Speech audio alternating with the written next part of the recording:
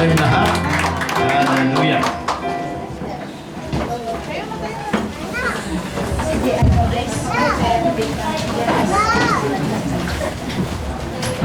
Pwede bang sabihin natin sa ating mga katabi, ako'y natutuwa kapatid at ikaw ay nakasama ko sa umbang dito. Amen. Pagpalain kayo ng Diyos. Sabi mo, pagpalain tayo lahat ng Diyos. Amen. Hallelujah.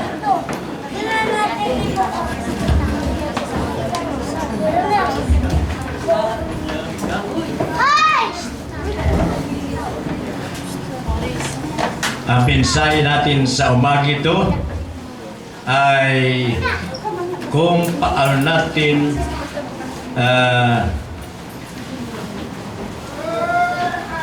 ay sa Genesis chapter 26 verse 1 to 6. Amen. Maaaring iniisip ng iba, Pastor, hindi po ba yan inatilapik na natin ng mga nagdaang mga noong isang linggo? Tama po yan. Yan at dire-dilayan sa loob ng dating pagmaling. Amen. Sapagkat inaakala ko na ito ang narapat na mapakinggan ng bawat isa kung ating unawain lamang ang mensahe na hatid nito ay tiyak na ating magkaroon ng pagbabago ng ating pamumuhay. Sapagkat ang ating mensahe ito ay punong-puno ng mga mensahe na makapagbibigay sa atin. Malaman natin kung paano natin talagang tunay na maranasan ang pagkilos ng Diyos sa ating buhay. Kaya aminin man natin o hindi, ay marami sa atin na matagal, bagamat matagal na tayo mananampalataya, ay tila hindi pa rin natin naranasan ang ating napapakinggan na isang masaganang buhay sa piling ng Diyos. Amen po ba? Sigit na maranasan natin ay marahil ay yung makaraos na lang tayo sa araw-araw. Amen? Kaya mahalaga kung ating unawain lamang maigi, kung ating himay-himayin ang mensahe ng hatid ng ating mga talata po ngayon ay maaaring magbago ang ating pananaw. Amen. Hallelujah. At ating basahin muli. Genesis 26, 1 to 6. Tulad na nangyari ng panahon ni Abraham, nagkaroon uli ng taggutom sa lupain ng Kanaan. Kaya nakarating si Isaac sa Gerar, sakop ni Abimelech na hari ng mga Palesteo. Napakita siya at nagsabi, huwag kang pupunta sa Egypt. Doon ka tumira sa lupang itituro ko sa iyo. Dito ka muna. Ako'y isa sa iyo at pagpapalain kita. Ibibigay ko sa iyo at sa iyong lahi ang buong lupain ito, tulad ng aking pangako sa iyong amang si Abraham. Pararamin kung gaya ng mga bituin ang iyong lahi, at lahat ng lahat ng lupang ito ay ibibigay ko sa kanila. At hihilingin ng lahat sa akin ng bansa sa daigdig na sila'y pagpapalain ko, na tulad ng ginawa ko sa iyong angkan.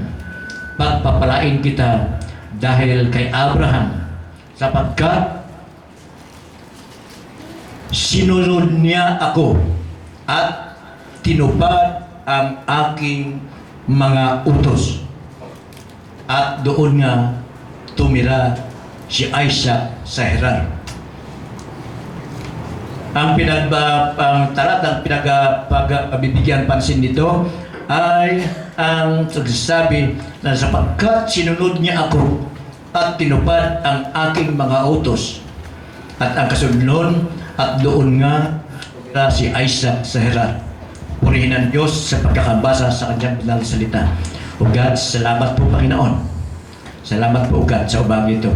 Hayaan mo Panginoon, na mensahe mo Panginoon ay maunawaan ng lahat ng mga anak mo, O God, upang makilala ka sa mas malalim na kaparaanan at tataas ang kanilang panampalataya sa iyo, God. Itago mo sa iyong likuran upang ikaw lamang ang makikita sa kalagitnaan. In Jesus' name we pray. Amen and amen. Hallelujah. Kung napapansin po natin, alam po natin ang kwento, di ba? Na may tagtuyot.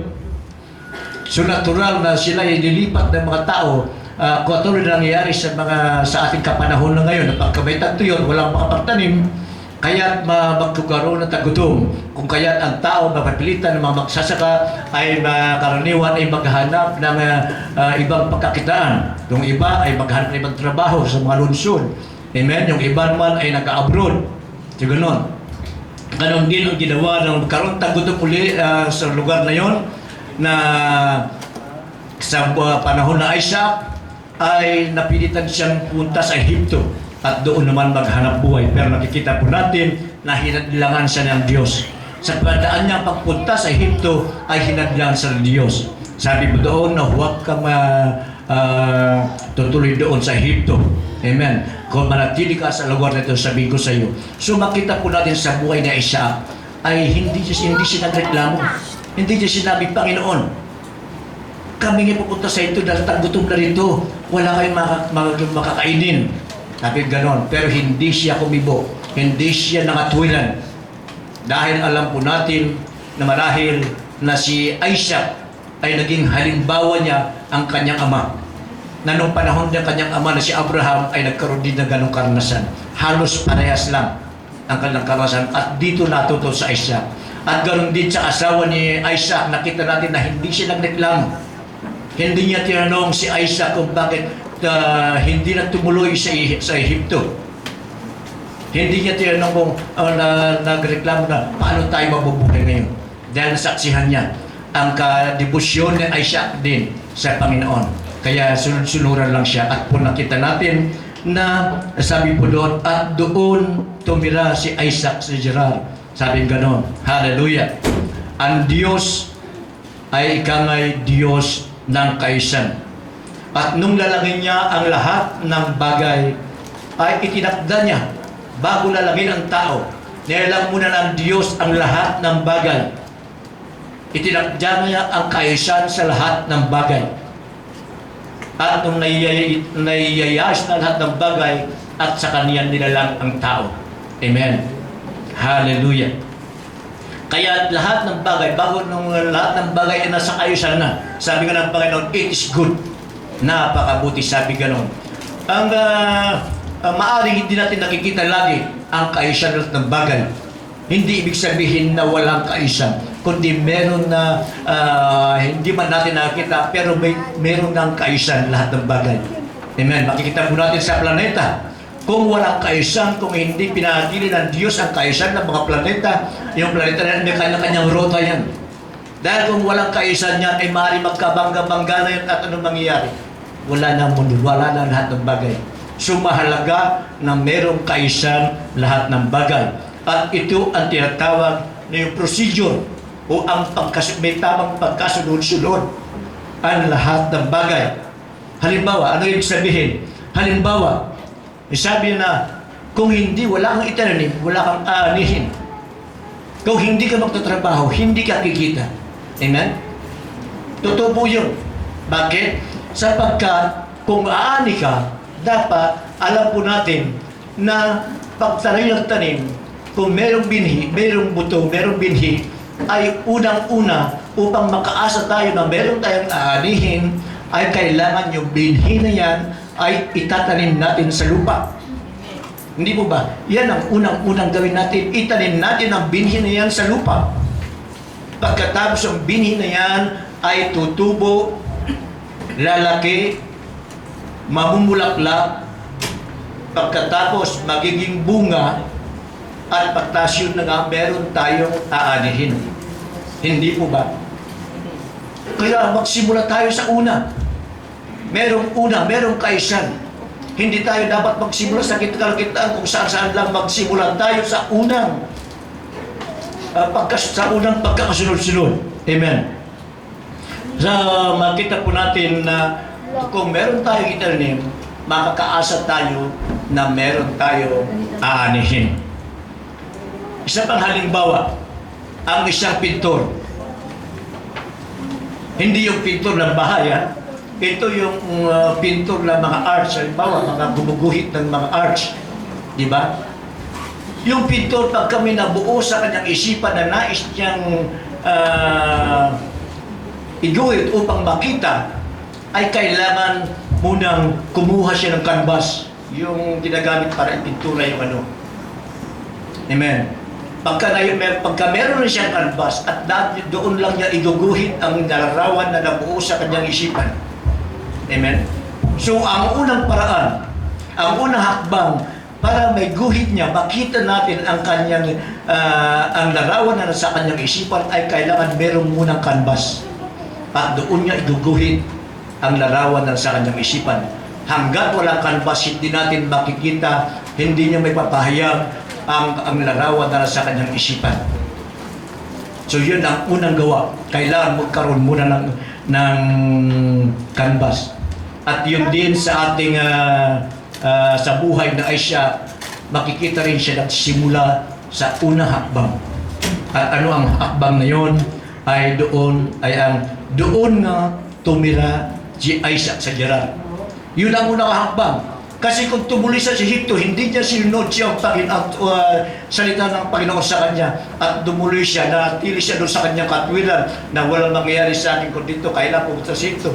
Hindi nangyari yung buhay ni Isaac na kanyang naranasan nung sumunod siya sa Panginoon. Amen. Hallelujah. Kaya ang pamagat ng ating mensahe sa umaga ito ay ang isang gawa na nagalagay lahat ng bagay sa kaayusan. Amen. Hallelujah. Karaniwan ay lahat tayo ay nangangailangan, hindi po ba? Lahat tayo ay may pangangailangan. Kaya kung meron tayong pangailangan, lagi tayo nakapokus ang ating isipan sa mga pangailangan natin. Yung mga wala sa atin ay laging doon nakapokus. Hindi ba? Pagka medyo kumakalansin na yung bigasan, ay wala ng bigas. Ano kaya kakain namin susunod? Ay kunti na lang mula pa ng wallet ko, ano kaya ang susunod? Nakapokus tayo sa kung ano ang wala sa atin. Amen? Yan ang binima natin, kundi yan ang talagang natural sa tao. Kung anong wala doon nakapokus ang ating isipan. Kaya wala na yan ang hindi natin naranasan ang tagumpay. Hindi natin naranasan tagumpay na gustong ibigay sa atin ng Panginoon sapagkat mali ang ating simula. Amen? Kailangan magsimula tayo sa tamang focus. Di ba? Di ba pagka sa camera, pagka medyo wala sa focus yan, medyo malabo. Kaya i-adjust natin yung lens niyan para maging maliwanag. So ganoon din tayo. Pagka wala tayo sa tamang focus, medyo malabo ang ating hinaharap. Amen. Hallelujah. Hindi natin maaninaw kung ano ba talaga ang nasa picture natin na dapat kunan. Amen. Kaya hindi natin naranasan ang tagumpay o breakthrough na tinatawag. Amen. Kaya dapat para na maranasan ang tagumpay na breakthrough na yan, ay kinakailangan mapagtagumpayan muna natin ang ating isip, ang takbo ng ating isipan. Ibaling natin sa iba yung focus natin. Pero paulit-ulit na natin kasi paulit-ulit natin kaya hindi natin paulit-ulit na ating ginagawa. Amen? Nung una, nakatuon tayo sa ating problema, hindi na lutas. Susunod, ganun pa rin, doon pa rin natin nakapokus. Kaya wala tayong makita ng pagbabago ng ating buhay. Aminin man natin kung hindi. Kaya mahalaga na pagtagumpayan natin ang sistema ng ating pag-iisip. Hallelujah. Pagka nakita na kukunti na ang ating pangailangan, ay wala na. Magsimula tayo mag-alala. Amen? Paano kaya ano naman kaya ang susunod na wala naman. Paano kaya kung magkaroon doon ang atakbo ng ating isipan? Kaya ito, kunti na lang, busyang saing na lang. Sabi natin gano'n. Kaya dapat, kailangan po natin na baguhin ang sistema na yan. Doon sa Matthew 6:33, sinasabi po doon, "But seek first His kingdom and His righteousness, and all these things will be given to you as well." Lahat tayo alam natin ang mga salita ng Diyos. Sa tagal natin mananampalataya ay marami tayong natutuhan ng salita ng Diyos. Hindi problema ang kalaman. Marami tayong nalalaman. Ang problema na lamang natin ay application ng ating natutuhan. Amen? Hallelujah. Nanalangin ito, ipapanalangin natin sa Panginoon ang kailangan natin upang pagpalain tayo. Kung tutuusin, hindi na kailangan natin ipanalangin kung tutuusin. Bakit? Sapagkat pa noong pang-una, naglagay na ng Panginoon na kasagutan ng lahat ng ating pangangailangan. Amen. Tulad ng sinabi ko kanina, noong una pa, bago paralangin lahat ng tao, ay nilagay na ng Diyos ang lahat ng kasakayusan. Amen. Unang-unang hakbang, sabi niya, seek ye first the kingdom of God and His righteousness, and all these things shall be added unto you. Yan ang unang hakbang upang maging maayos at maging takbo ng buhay natin. Hindi nais ng Diyos na maging magulo ang buhay natin. Nais ng Diyos na tayo may kasaganaan, may kapayapaan. Sabi nga sa John 10:10, pumunta ako upang bigyan ko kayo ng buhay na ganap at kasiyasiya. Pero aminin man natin kung hindi, masasabi man natin na sa ngayon ay masasabi natin na ating buhay ay ganap na kasiyasiya. Amen? Sa kabila ng alam natin na ang Diyos ay ang ating Jehovah Jireh, will supply all our needs. Pero naroon ang katotohanan, hindi natin napakahirap natin makita ang katotohanan na lahat tayo ay meron. Na wala tayong pagkukulang, di ba? Hindi natin naranasan. Sinasabi natin na meron tayong pananampalataya, kapatid. Pero, ayon sa ating nakikita, sa ating gawa, hindi natin nakikita, mahirap natin makita ang katotohanan at panampalataya na yan. Amen. May mga taong alam na pagdating ng testimony ay laging nangunguna. Pero pagdating ko minsan hindi siya makaatin. Bakit? May trabaho, may gagawin. Pagkatapos hahanapin ng pagpapala ng Diyos. Paano mangyayari sa pagpapala siya ng Diyos? Ay inuuna niya ang trabaho ng pagkalinggo. Ay katiwiran niya, maunawan ng Panginoon niya. Katiwiran sa atin niya, ay maunawan ng Panginoon niya. Ay doon lang pagkakataon ko na kumita. Maunawan ng Panginoon niya dahil wala ako. Hindi dapat bago tayo maruwan ng Panginoon, unawain muna tayo. Sumunod muna tayo sa Kanya. Amen? Hallelujah. Kung natin palpalapakan natin ng Panginoon. Hallelujah.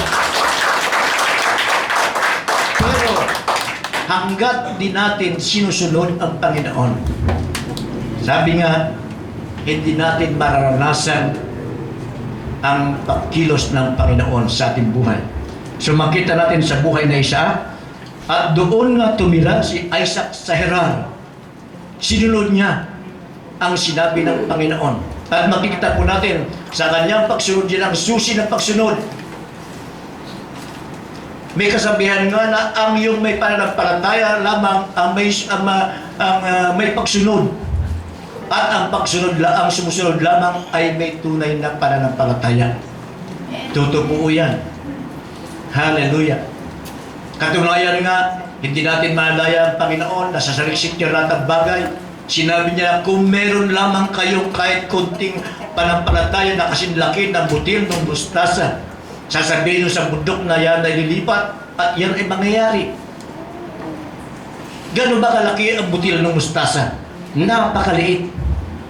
Pero sabi niya, kung meron lamang kayong panampalataya na kasinlaki ng butil ng mustasa, mangyayari yan. Pero sabi ng Panginoon, ibig sabihin hindi nangyayari yung mga sinasabi ng Panginoon sa ating buhay. Bakit? Wala tayong pananampalataya. Sa totoo lang. Sagana tayo sa pananampalataya sa puso, pero sa puso wala. Masakit man pakinggan, pero totoo po yan, kapatid. Dahil kung meron tayong pananampalataya, makikita yan sa ating buhay.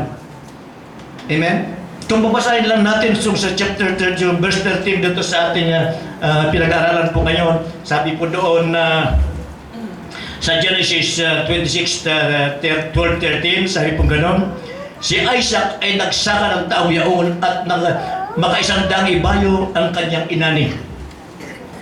Amen. Pagkatapos sabi doon sa 13, pinagpala siya ni Yahweh at patuloy na lumago ang kanyang kabuhayan. Ano pat siya yumaman.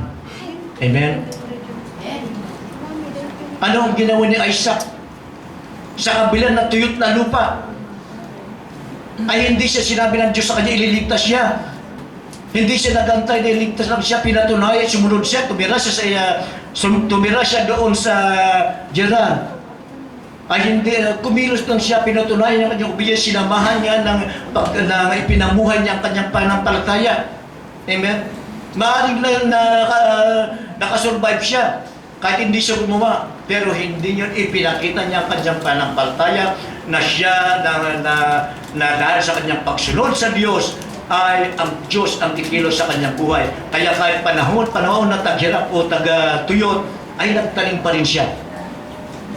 Ipinakita niya ang kanyang pananampalataya. Tulad ng pamagat ng unang mensahe ko na hindi na kayang hadlangan ng tagtuyot ang pag-aani na Isaac. Amen. Hindi niya sinabi na, ay tagtuyot na, walang mabubuhay na halaman. Sayang lang ang binhing itatanim ko. Hindi niya sinabi. May pananampalataya sa Panginoon, kaya ipinamuhay niya, nagtanim siya. At ano ang naging resulta? Umani siya ng makaisandaang ibayo. Sabi po gano'n. Kung saan ang hindi ginaya ni Isaac yung mga kasama niyang mga magsasaka na iniwan ng kanilang bukid.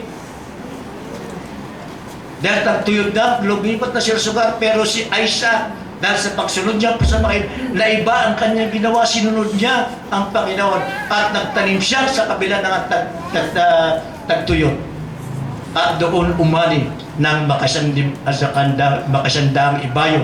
At sabi po doon nga na siya'y lumago ng kanyang kabuhayan. Ano pa siya'y ay yumaman. Sabi gano'n. So nagsimula siya, sinunod muna niya ang Panginoon. Pagkatapos nagtanim siya. Tulad ng ating pambukod namin sa salita kanina, nagtanim siya. Kaya umaasa siya na meron siyang aanihin. Amen. Ang problema kasi kung minsan sa mga tao, pagka wala na siya, ay paano ko makapagtanim? Ano itatanim ko? Di wala nga akong binhi, ni wala nga akong kakapos nga ako na ganito, kulang ako na ganito. Dahil nakapokus tayo sa wala. Amen. Yan ang mentalidad ng tao. Doon nakapokus sa wala. Amen. Samantala sinasabi na unahin mo siya. Maalala ko na sa kwento ng isang sunugan. Namatay sa sunog, namatay ang kanyang asawa at mga anak, nasunog lahat ang kanyang ari-arian, kaya ganoon na lang kanyang pag-iyak. Panginoon, ano ba ang silbi ng buhay ko? Kinuha mo ng lahat-lahat sa akin. Ano ba ang silbi ng buhay? Kunin mo na rin ako. Sabi ganoon, anong sagot sa kanya ng Panginoon? Anak, hindi ko kinuha ang buhay mo. So, ibig sabihin, meron ba siyang buhay? May pag-asa pa siya. May magagawa pa sa kanyang buhay, sa kanyang buhay. Amen. Ano man ang nawala niya ay pagkatiwala niya sa Panginoon. Ang mahalaga kung ano ang meron siya, yan ang dapat niyang asikasuhin. Yan ang dapat niyang pangalagaan, ingatan. Amen. Amen. Hindi doon sa wala. Yan ang dapat maintindihan po natin, kapatid. Huwag natin i-focus kung ano ang wala sa atin, kung ano ang meron tayo. Ang Diyos ay naghahanap lamang ng isang bagay, kahit isang napakaliit na bagay, upang magamit ng Panginoon na daluyan ng pagpapalag sa ating buhay. Amen. Yan ang lagi hinahanap ng Panginoon sa atin. May kunting kahit napakaliit na bagay lamang na maging gamitin ng Diyos, na maging daluyan ng pagpapala sa ating buhay. Nais ng Diyos na pagpalain tayo. Kailan kung minsan, dahil sa kabalahan ng ating kaisipan sa mga bagay na wala sa atin, hindi natin napapansin ang ginagawa ng Diyos sa mga pagkakataon sa ating paligid. Kung paano tayo magkaroon ng breakthrough o tagumpay. Amen. Hallelujah. Patuloy tayo. Amen. So makita po natin, tignan po natin doon sa kwento ni Elias sa 1 Kings 17:8-13.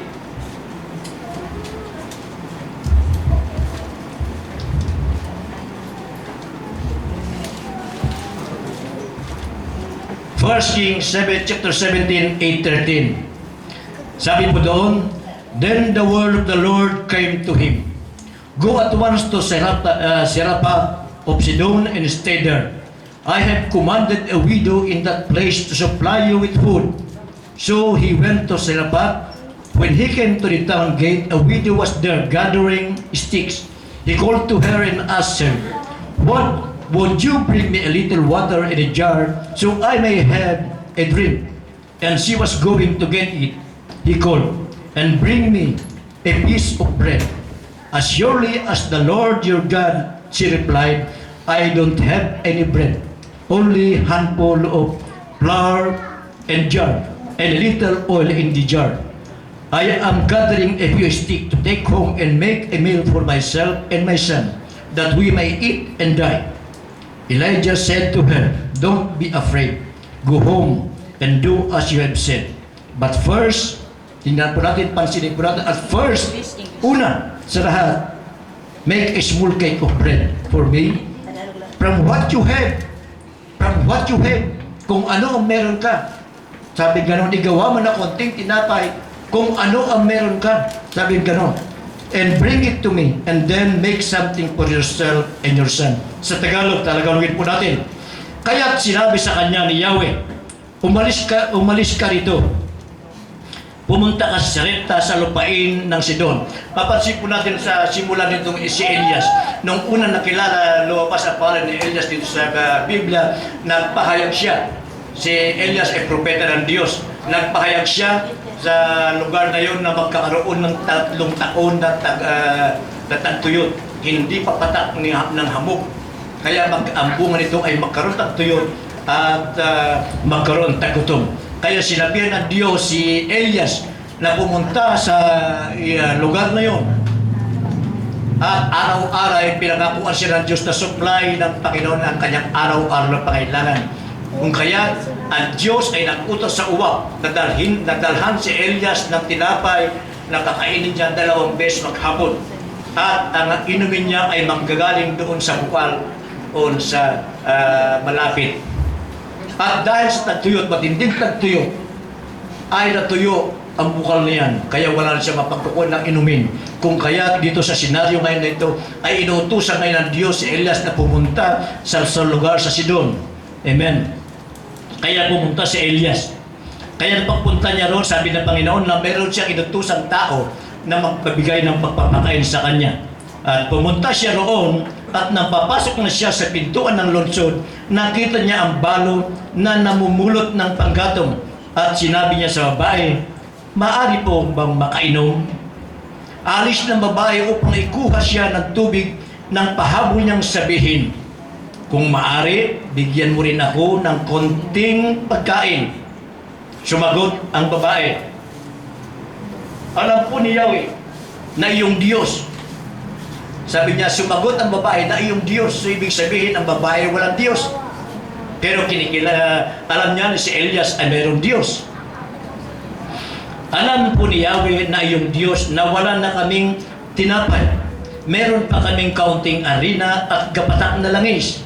Namumulot nga ako na may gagatong upang lutuin yon at makakain man lamang kami ng anak ko bago kami mamatay. So ibig sabihin, ito yung wala ng pag-asa. Wala na siyang pag-asa. Ang huling pakanila, yung huling hapunan na lang. Na pagkatapos makain yung kunti na yun, bago mamatay na sila. Yan ang ng sagot ng babae. Huwag kang mag-alala. Sinabi sa kanya ni Elias, huwag kang mag-alala. Pumayo ka at gawin mo ang iyong sinabi. Ngunit ipagluto mo muna ako ng munting tinapay at pagkatapos magluto ka para sa inyo. Sabi po ganun. So,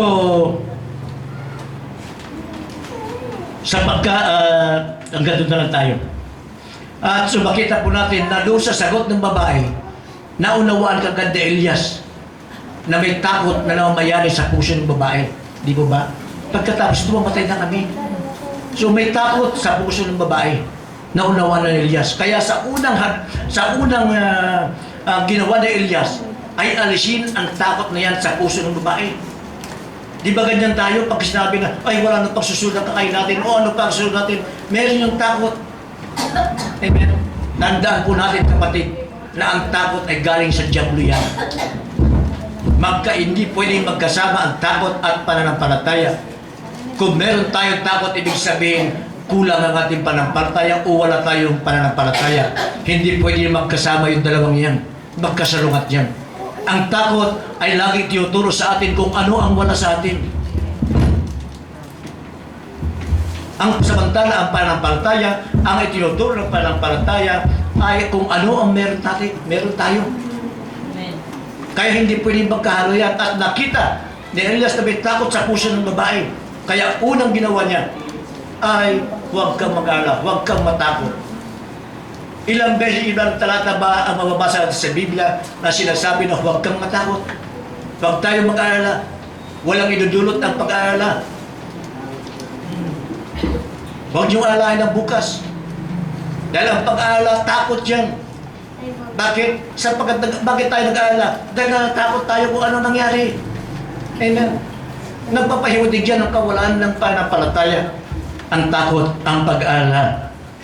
Makita natin, matandaan po natin sa Biblia, buhay ng Panginoon, na pagka meron siya nagpapagaling sa mga sakit na karamdaman, ang unang sinasabi niya ay pinatawad na ang iyong kasalanan.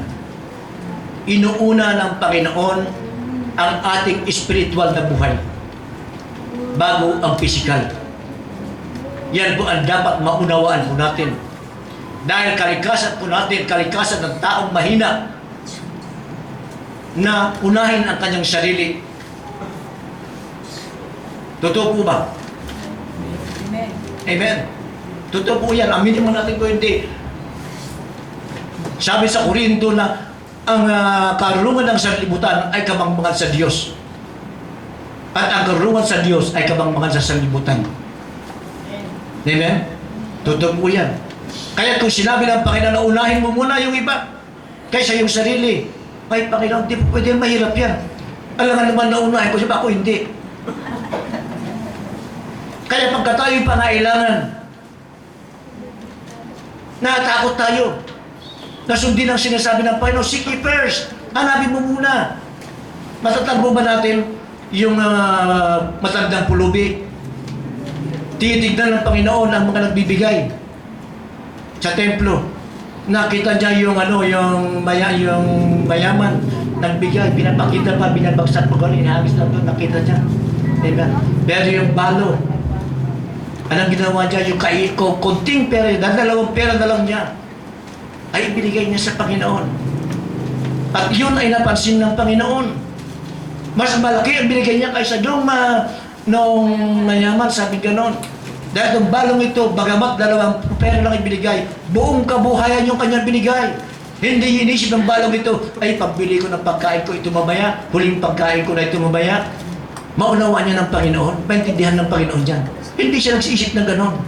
Kinalimutan muna niya ang kanyang sarili, kinalimutan niya muna ang kanyang pisikal na katawan, ang kanyang laman. Inuna niya ang Panginoon. Kaya naman pinaralan siya ng Panginoon, binanggit ang kanyang ang pangyayari sa doon sa Biblia. Amen. Hindi man binanggit doon, pinagpala siya, pero natin tiyak ko. Dahil ito'y binigyan ng gantimpal ng Panginoon. Binigyan ng halaga ang ginawa ng babae kasi ng balo sapagkat ang Panginoon siya'y nakatingin sa puso. Amen. Samantala yung paresyo, nagbigay siya ng malaki, pero ang binigyan niya, sobra lang doon sa kanyang pangailangan. Mas malaki ang natira doon sa mayaman. Samantala itong balo, ibinigay niya lahat-lahat sa Panginoon. Amen? Hindi niya inisip na wala akong pagkain mamaya. Hindi niya sinabi po gano'n. Amen? Hallelujah. So, ang totoo po niya kasi, pagka tayo na napakahirap pa sumunod sa atin, tayo nasabi ko niya, masyado tayong makasarili. Napakahirap pagka tayo nakakailangan na naroon na pag-aalala. Amen. Kaya makikita po natin na meron akong kinausap, sabi na meron akong kinausap na babae na magpapakain sa iyo. Sabi po gano'n. Pero itong babae walang kamalay-malay na siya pala siya pala kinakausap ng Panginoon. Inuutos siya sa harapan na siya, pagpakainin niya yung kanyang likod na si Elias. Hindi nalalaman ng babaeng ito. Wala siyang malay doon. Sapagkat ang isip niya nakapokus doon sa wala.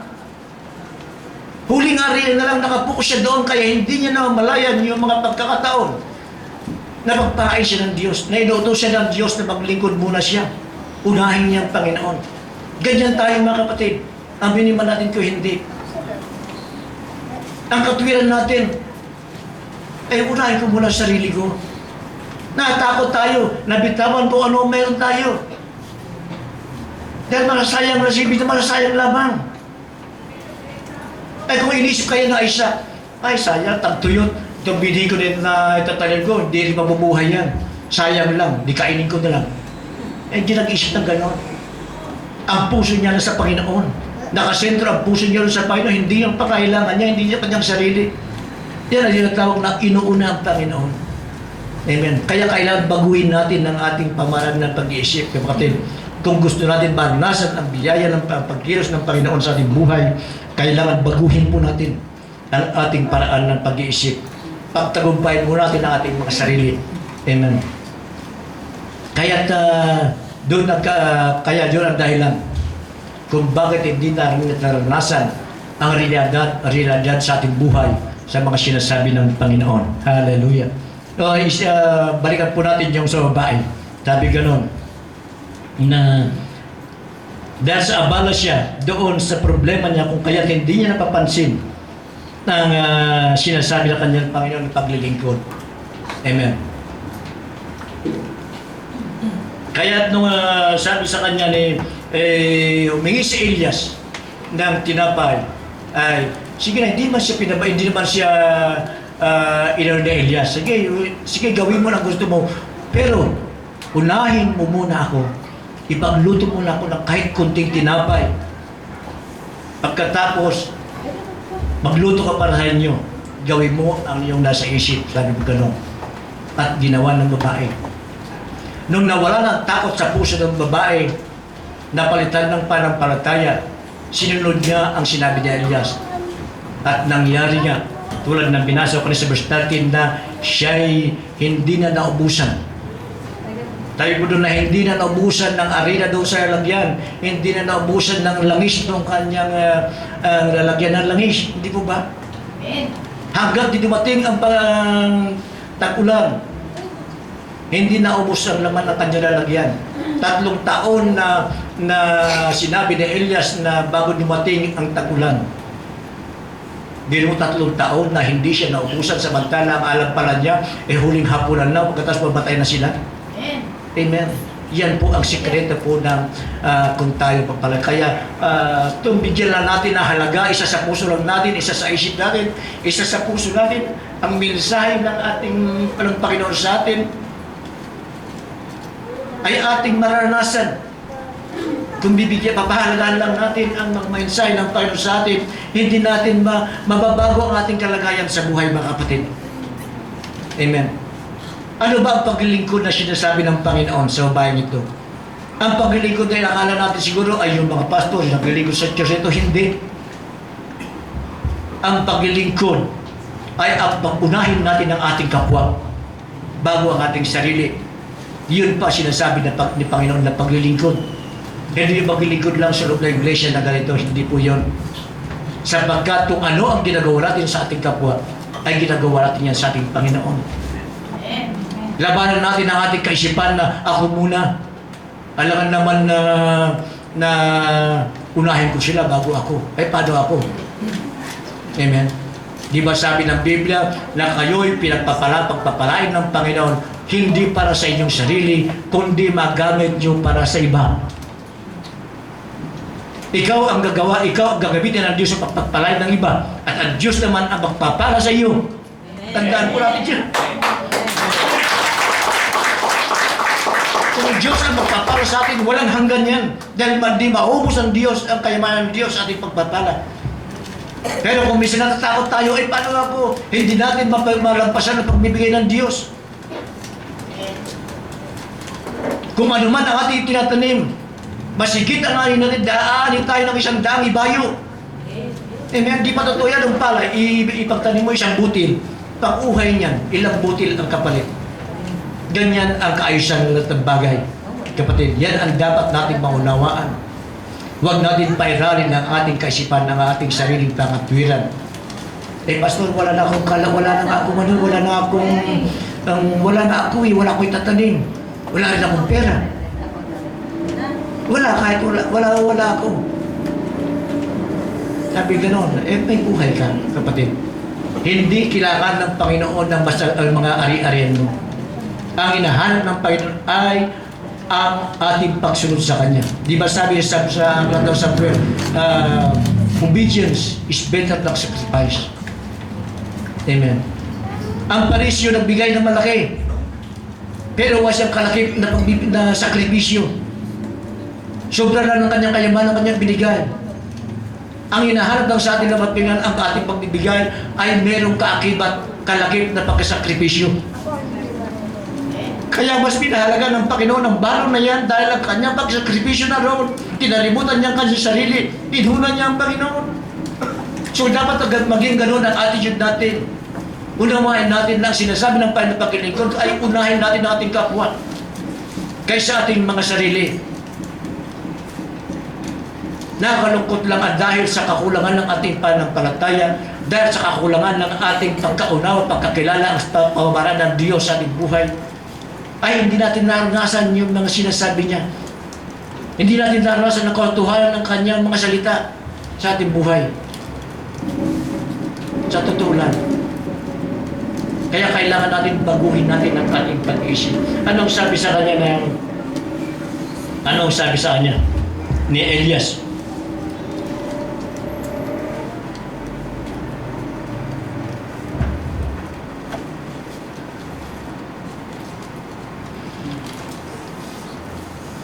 Ngunit ipagluto muna ako ng muting bagay pagkatapos kapara sa iyo. Doon sa isang saling sinabi niya na kung ano yung mula doon so ako, ano ang meron ka? Kung ano ang meron ka? Sabi naman, hindi doon sa wala kung ano ang meron ka. Di ba katulad ni Moses, no, inutosan ng Panginoon si Moses na palayain, napuntahan si Aaron upang palayain ang mga Ehipto, mga Hudyo. Anong sabi ni Moses? Anong sasabihin ko? Anong gagawin ko para maniwala ang tao na ilalabas ko sila sa Ehipto? Sabi ni Moses sa Panginoon. Ano ang sabi ng Panginoon? Ano ang hawak mo? Hawak ni Moses sa kanyang tungkod. Ano yung hawak mo? Sabi gano'n ni Yahweh sa kanya. Sa hawak mo ng tungkod mo yan, na gamitin mo, magpakita ka ng himala. At doon sa pamagitan ng tungkod ni Moses, nagpakita ng himala ang Panginoon sa harapan ng mga Hudyo at sa harapan ng Paraon at sa kanyang mga manghula ng Paraon. Amen. Inihagis ni Moses ang kanyang tungkod, naging ahas. Dinaya rin siya ng mga Paraon, mga propeta ng Paraon.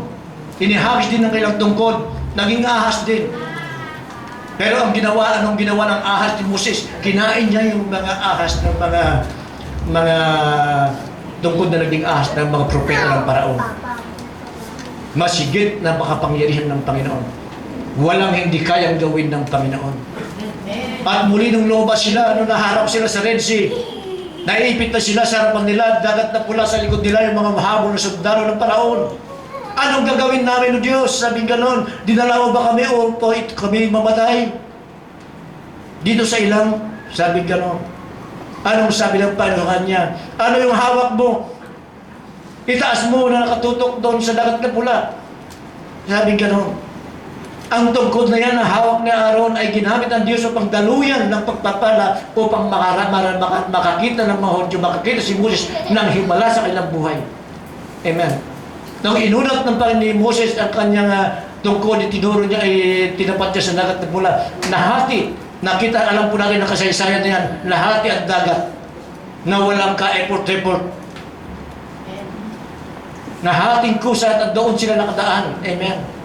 So kung ano ang meron tayo, yan ay nahanap ng Diyos. Kung ano ang meron tayo at nakahanda tayong gamitin para sa Kanya, ang meron tayo na yan. Gano'n magkukunti yan? Baka pagpapakamaaranas tayo ng hipala sa ating buhay. Amen. Kaya pag humaya kapatid, wala kang mayasayo, isang gatang na lang. Gawin mo yan ng binhi. Amen. Yan ang pwedeng gamitin ng Panginoon upang baguhin ang buhay mo. Amen. Huwag mong pairalin ang katwiran mo na ako muna bago sila. Ang lagay ba naman ako magpapagod? Di ba sabi doon, yung mga walang trabaho, magtrabaho upang matulungan yung iba. Sabi ng Lord, hindi sinabi na magtrabaho kayo para sa iyong sarili, hindi po. Talagang tutigyan natin ang pananalita ng Diyos, napakahirap kumisan. Ibang-iba kayo sa katwiran natin ng tao. Pero tandaan natin ang sinabi ng Panginoon, ang pamamaraan ng Diyos ay iba kayo sa kapaparaanan ng tao. Amen. Pero magtiwala lamang tayo sa Diyos. Huwag tayo magtiwala sa ating nakikita. Magtiwala tayo kung ano ang hindi nakikita. Kung ano ang sinasabi ng Diyos na hindi natin nakikita. Doon lamang tayo magtiwala at tunay na ating maranasan ang pagkilos ng Diyos sa ating buhay. Amen. Kaya yun ang kapatid ang dapat natin gawin. Kung ano ang meron tayo. Hallelujah. Sabi po doon, makikita po lang sa sunod talata doon sapagkat ganito ang sabi ni Yahweh, Diyos ng Israel, hindi ninyo maubos ang arena sa lalagyan at hindi rin matutuyo ang langis sa tapayan hanggang hindi sumasabit ang talagang takdang araw na ang kulay marapating papatakin ng may kapal. At ginawa nga ng babaeng ito ang utos ni Elias at sila'y kumain.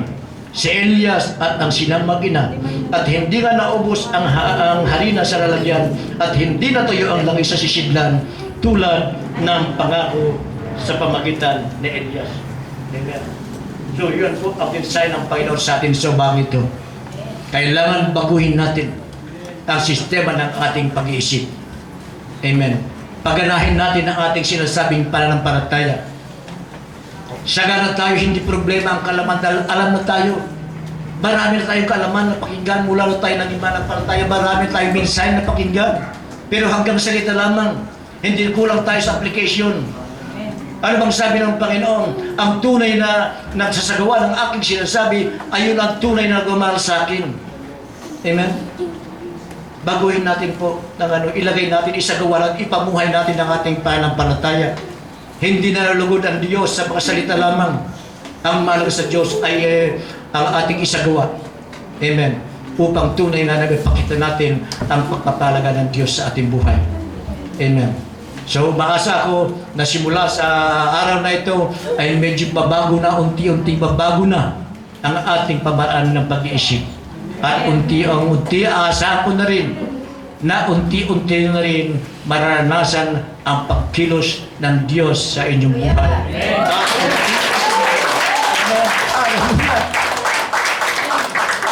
Kaya kapatid, kung patuloy na hindi mo maranasan, ay mag-isip-isip ka, baka hindi ko na isasagawa ang sinasabi ng Panginoon. Baka sarili ko pa rin na naghahari sa akin.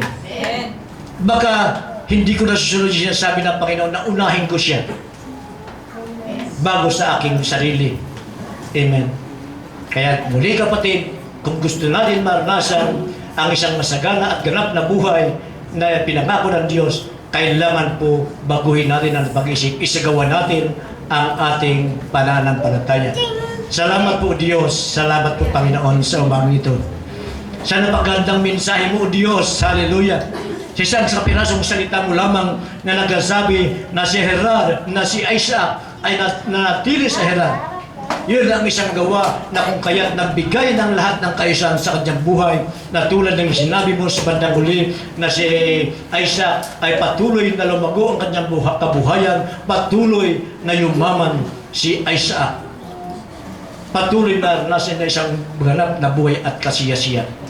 Kaya Lord, hayaan mo na ang mga salita mo ay magkaroon ng katotohanan at kaganapan sa aming buhay, O God. Mararanan namin, Panginoon, ang katotohanan ng iyong salita sa aming buhay na pakinggan, O God. Hallelujah. Lord, salamat po, Ama.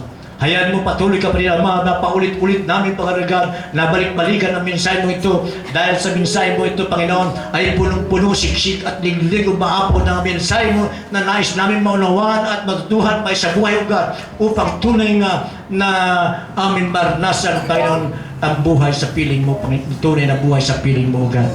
Kaya mga salamat po, O God. Salamat po, Diyos. Hayaan mo na unahin namin. Ilagay namin sa kaayusan ang lahat ng bagay po, Panginoon. Magsimula kami sa una, O God.